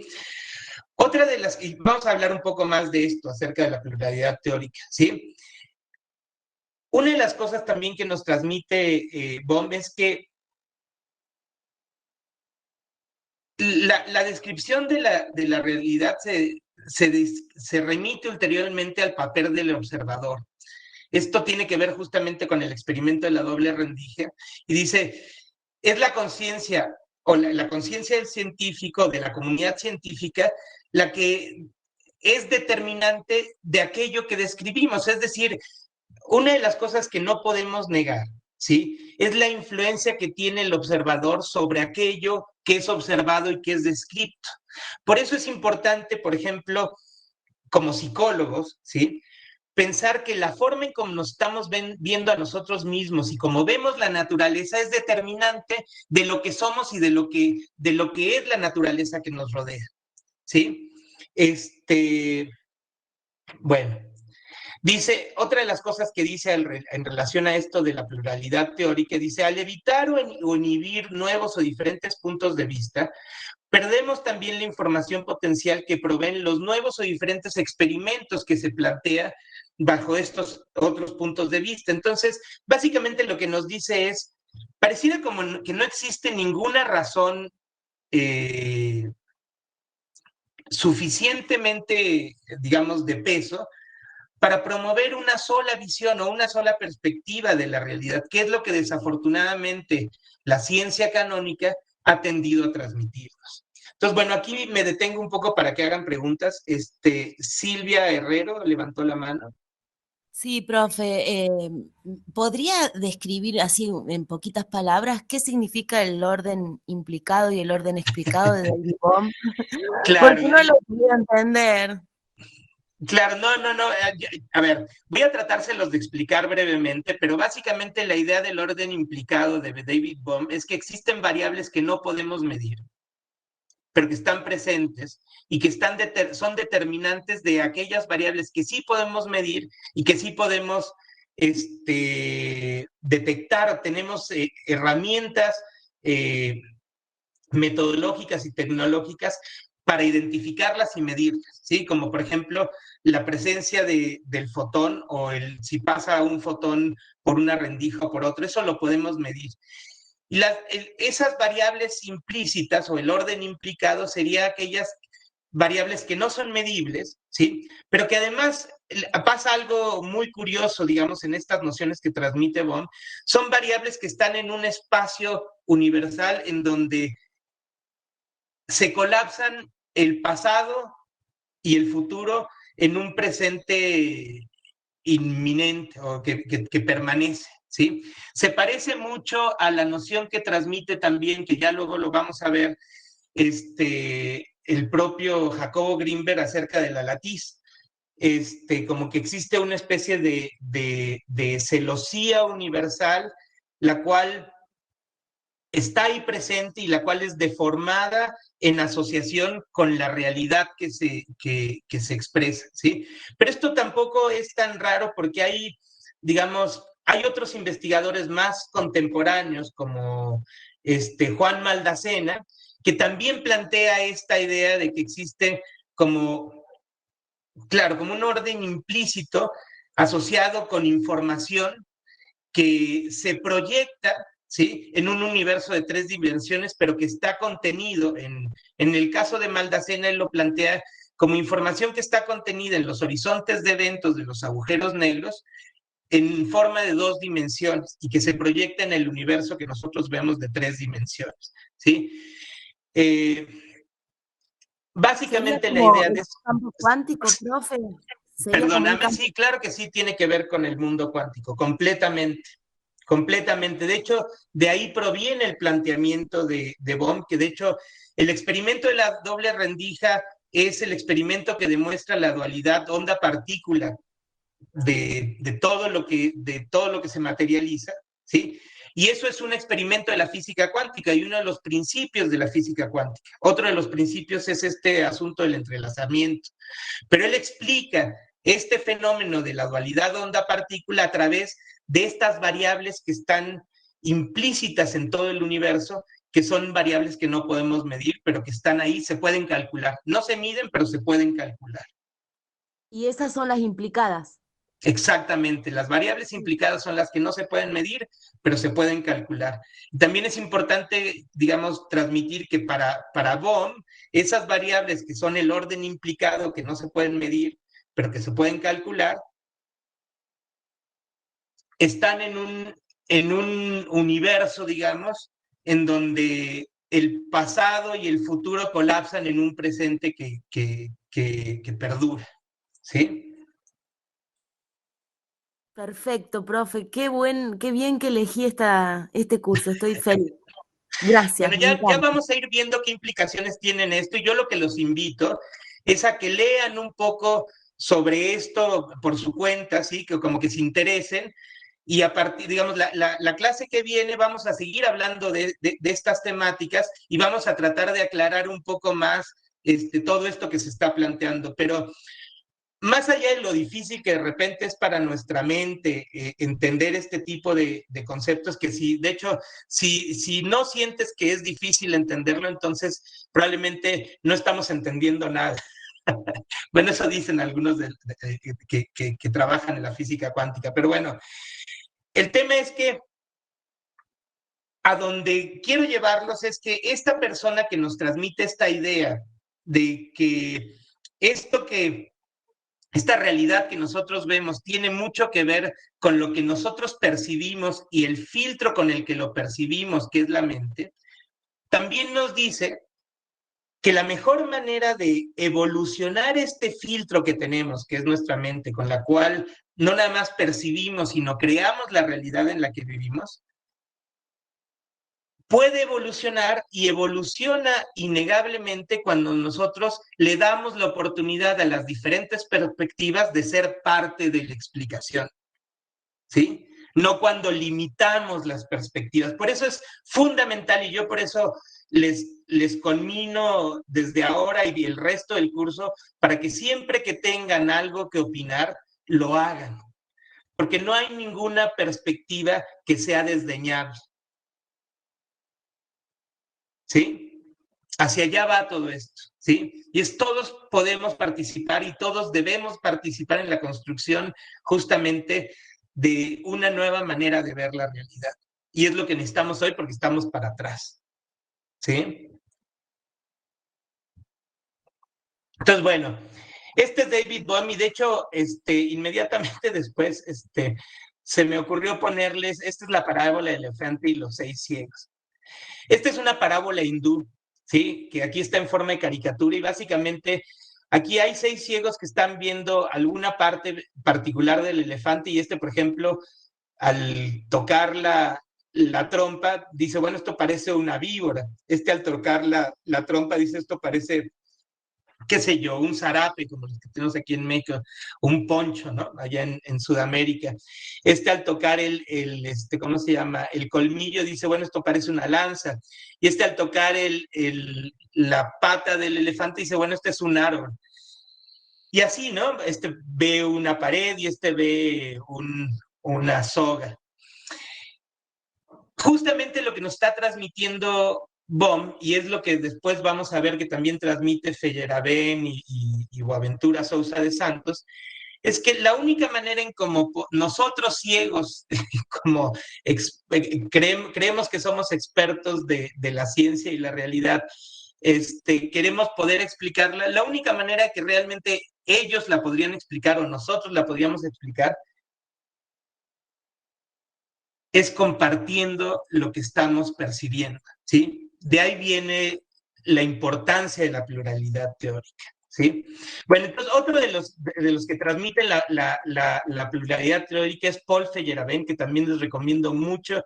Creo que hay textos en castellano que se subieron que vamos a subir allá al ABP, que están disponibles. Se los recomiendo mucho. Pero básicamente hay nociones que nos transmite Feyerabend, que él es más como un revolucionario, ¿sí? Y nos habla de la importancia que tiene que ver las cuestiones ideológicas con la forma en cómo nosotros explicamos el mundo, ¿sí? Y esto es importante considerarlo porque si nosotros tenemos una ideología que nos conmina a la lucha, también la forma como vemos al mundo va a tener que ver con esas nociones de lucha y con esas nociones de hostilidad. Y se los digo así porque eso es lo que ha pasado. Por eso tendemos a ver a la naturaleza como hostil, ¿sí? Tampoco podemos desdeñar la importancia que tiene la historia, ¿sí? Y la historia que actualmente, digamos, nos describen en la educación primaria, tanto allí en Argentina como en México, está completamente plagada de una ideología que viene de la visión con la cual, digamos, se estableció el sistema canónico que nos rige actualmente, ¿sí? Entonces nos cuentan la historia de una manera, ¿sí? Y esa historia puede ser contada de diferentes maneras, ¿sí? De hecho, a mí me llama mucho la atención haberme encontrado hace poco a una investigadora en antropología que sugiere que antes de la llegada de los europeos, los sudamericanos y los mesoamericanos ya habían tenido contacto con gentes de Medio Oriente y de Europa, lo cual no había sido, digamos, planteado por la visión europea. Pero bueno, otra de las cosas que dice Paul Feyerabend es que no existe posibilidad de desarrollo científico sin romper las reglas establecidas por el dogma, ¿sí? Y lo que justamente transmite es que aquel conocimiento que no es plural, aquel conocimiento que no permite las diferentes perspectivas, tiende a ser una doctrina. Todo esto viene de la mano de... Es que yo me acuerdo que cuando lo charlábamos el curso pasado, ¿sí? Una de las cosas que me interesaba mucho era poder transmitir la idea de que hoy en día, más que nunca, necesitamos darle cabida a nuevas maneras de ver las cosas. Y esta que estamos planteando en el curso es una, pero todo lo que ustedes puedan desarrollar o se les pueda sembrar y pueda florecer en sus propios pensamientos y en su mente, viene de la mano de la intención de generar o de gestar estas nuevas formas de ver la realidad y lo que somos nosotros mismos para justamente generar el motor de la evolución, ¿sí? Tenemos que desprendernos de la doctrina y de la visión canónica y saltar hacia nuevas visiones que nos permitan crear un mundo mejor para todos, ¿sí? Es un poco la idea. Es como un grito de libertad al conocimiento, ¿sí? Y bueno, finalmente es un bajón que no les pueda pasar este video, pero bueno, este video es habla de Boaventura Sousa de Santos, se llama Cosmología del Parto, los invito a que lo vean. Pero fundamentalmente nos transmite lo importante que es la forma en cómo conciben las parteras la salud de aquella persona que están cuidando para que dé a luz, ¿sí? La conciben de una manera que va más allá de la salud puramente biológica, ¿sí? La conciben de una manera en donde es importante el contacto, ¿sí? El vínculo entre la partera y la persona que necesita ayuda, la persona que va a parir. El vínculo de la partera con la persona que va a parir es un vínculo de no nada más amistad, sino de ayuda, de acompañamiento, ¿sí? Que en donde la parte afectiva se vuelve importantísimo. De hecho, no sé si Serena sigue por acá, pero ella tiene mucha experiencia con este tema porque su mamá y gente con la que ella convive allá en Tras las Sierras, se dedican a esto, a fungir como parteros. Entonces, bueno, es muy bonito ver cómo cambia la visión simplemente, en este caso, de convertirse en partero y dejar de ser nada más una enfermera, por ejemplo, ¿sí? Que está, digamos, encargada nada más de la salud biológica y la partera está más, digamos, atendiendo cuestiones que tienen que ver con la vida afectiva. ¿Y nos puedes contribuir un poco a esto que estoy, como dicen en México, cantinfleando? Sí, más que hablar respecto a lo que hacen las parteras, porque es un montón y nos quedaríamos horas charlando respecto a las diferencias, pero creo que la importancia de que miren este video y de ver este ejemplo de las parteras tiene que ver con cómo a veces esta manera en que funciona hoy en día el sistema de salud y la ciencia que apunta a tener una sola verdad y una sola perspectiva, hace que hoy en día una dula o una mujer que atiende un parto en un hospital priorice solamente que la criatura que nace no se muera. Y una partera que trabaja con la familia prioriza quién es esa persona que va a nacer, qué pasa en esa familia donde va a haber un nuevo integrante, qué historia tienen las familias, qué implica este nuevo integrante. Entonces es una misma manera, digo, es un mismo acompañamiento, pero la partera en este caso tiene esa pluralidad teórica de la que hablamos, de ver todos los componentes que se ven implicados a la hora, por ejemplo, de un nacimiento, mientras que en un hospital simplemente van, te abren y te sacan el bebé y ya está. Está bien que ahora hay parto respetado y se están haciendo un montón de movidas en los hospitales, pero bueno, creo que esto sirve mucho de ejemplo de cómo una pluralidad teórica trae un trabajo mucho más rico y mucho más humano, y más enfocado en que realmente esa madre, siguiendo este caso, tenga una experiencia completa de qué implica para ella eso. Y no simplemente esté en una habitación donde no conoce a nadie y que la atiendan personas que nunca vio y que no saben quién es, ni de dónde viene, ni su historia. Entonces, creo que trata de esto principalmente, Víctor. No sé si querés... No, está perfecto lo que aclaraste, pero bueno, gracias, Ere. Bueno, voy a seguir porque ya nos quedan re poquitos minutos. No creo que vaya a terminar lo que había preparado, pero con que al menos llegue a esta, digamos, última parte. Boaventura Sousa de Santos, que es quien habla sobre este tema de poder distinguir lo que hace la parte de lo que estaba hablando Serena, ¿sí? Él, digamos, para mi gusto, evoluciona el concepto de la pluralidad teórica planteado por Bohm y luego estimulado fuertemente por Feyerabend, y lo evoluciona en este concepto que se llama ecología de conocimientos. A mí me encantó el concepto de ecología de conocimientos porque pienso que cuando hablamos de ecología, estamos hablando de un grupo de conocimientos que por un lado están vinculados al territorio, pero además están vinculados al grupo de gentes que ocupan ese territorio y que tienen una función en ese territorio. Dice, la ecología de saberes plantea que la producción de conocimiento puede estar vinculada a una intervención intersubjetiva e intercultural con la realidad, ¿sí? No pueden estar desvinculadas de esa realidad que viven, y esa realidad que viven está relacionada directamente con el territorio que se ocupa, ¿sí? Por otro lado, invita a un cambio de perspectiva entre la relación humanidad-mundo de la vida y a reconocer en la producción de conocimiento la disrupción de lo popular en relación con lo subalterno y lo alternativo, como una resistencia de lo local frente a las regulaciones e invisibilización que produce el mercado capitalista global, ¿sí? El modo de ser, pensar y estar de los seres humanos debería salirse de esa epistemología de la ceguera y de esas líneas abismales que generalmente se usan y transmiten en el discurso económico que asienta la desigualdad a través de dicotomías que permean tanto las subjetividades como las relaciones humanas.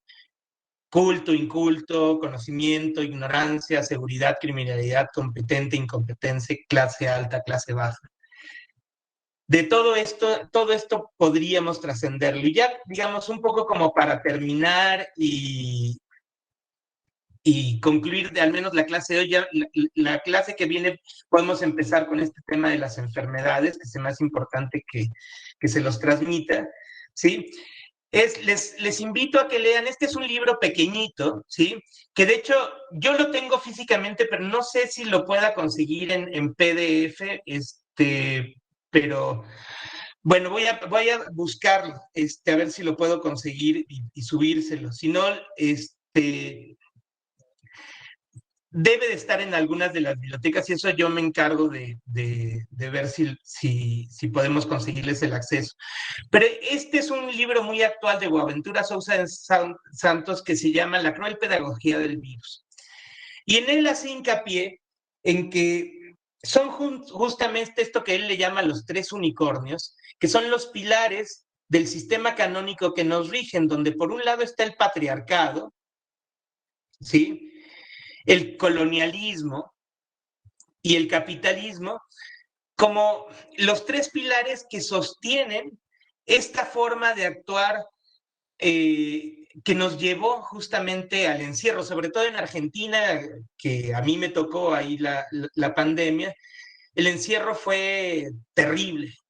Y si les soy honesto, me parece que fue un encierro bastante trágico, ¿sí?, para la mayoría de nosotros en muchos sentidos, ¿sí?, en sentidos sociales, familiares y personales. Pero me parece que esa tragedia que viene de la mano de esta fuerza, claro, fue brutal, dice Andrea, estoy completamente de acuerdo, porque de hecho nos hizo sentir el peso de estos pilares del sistema, ¿sí?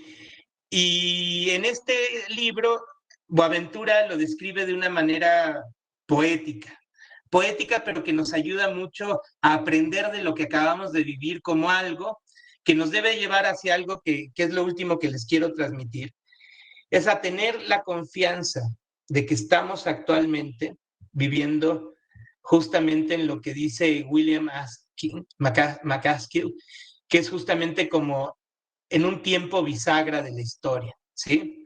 Ya les voy a explicar un poco más en detalle esto brevemente, ¿sí? Pero este chico es un filósofo que lo que dice es que actualmente estamos viviendo un momento en donde la influencia del pensamiento es lo más alto. Y por eso me parece que es importante, y se los digo, digamos, ya como para terminar, se me hace importante que nos invitemos, porque no es una invitación que les hago yo. El hecho de que haya tantos, digamos, alumnos que se hayan inscrito en este taller es alegórico de lo importante que es para todos, ¿sí?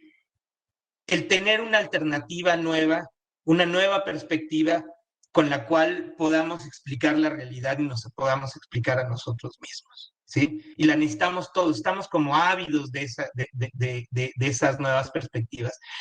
Y créanme que, al menos en mí, ¿sí? En mi intención y en mis propósitos van a tener un interlocutor con el cual vamos a ir desarrollando justamente una nueva manera de ver las cosas que al menos, ¿sí? Nos dé una chispita de esperanza de hacia dónde podemos ir, ¿sí? No sé hacia dónde vamos con certeza, pero sé que juntos, como lo transmite Boaventura Sousa de Santos, como lo transmite Bon, como lo transmite Feyerabend, es como el camino que podemos transitar. Es un camino en donde todos debemos participar, ¿sí? Entonces, bueno, no sé si, habiendo dicho esto, quieren opinar algo, o nos quedamos así como tipo lacaniano y lo dejamos para la clase que viene. Muy buena la clase. Me gustó mucho. Gracias, Isabela. Gracias, Isabela. Gracias. Gracias, profe. ¿Hay grupo Gracias. de WhatsApp con usted? Sí. Ahí se compartió el link, Silvia. No sé dónde habrá quedado. Ahí está, Valentina. Ahí lo voy a pasar, profe. Dale, bueno, buenísimo. bárbaro. Buenísimo. En el grupo estamos con Mari, con Euge, y va a estar Silvia también, y estoy yo. El profe no está. Apenas tengan acceso a, porque perdón por como recién se habilitó ayer para nosotros el aula virtual, no tuvieron acceso todavía a leer cómo va a funcionar todo. Cualquier duda que tengan cuando lo puedan leer, escriban al grupo y ahí lo solucionamos. Dale. Bueno, muchísimas gracias, Ere, Euge, Silvia, Mariana, y la verdad es que les agradezco mucho todo el apoyo y bueno, esto solamente suma a estos propósitos de ir desarrollando juntos una nueva perspectiva. ¿Sí? Gracias a todos. Espero que hayan disfrutado la clase. Gracias, profe. Muchas gracias, profe. Gracias, profe. Hasta luego. Chao, gracias. Chao.